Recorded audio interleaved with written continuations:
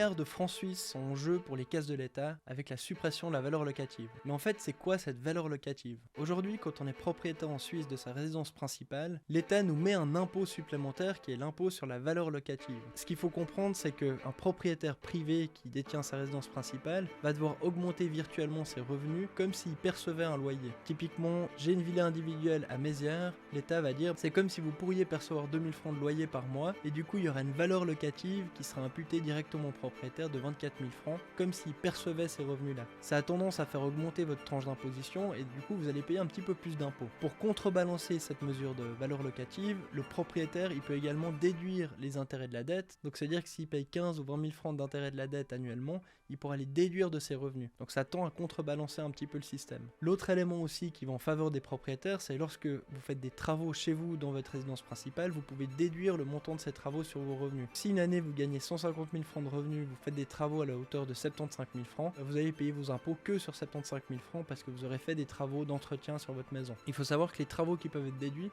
c'est uniquement les travaux d'entretien. Si vous rajoutez une nouvelle piscine, si vous mettez un sauna ou un jacuzzi, c'est des travaux à plus-value, vous pouvez pas les déduire. Par contre, si vous refaites la peinture, le système de chauffage, l'isolation ou autre, c'est des travaux d'entretien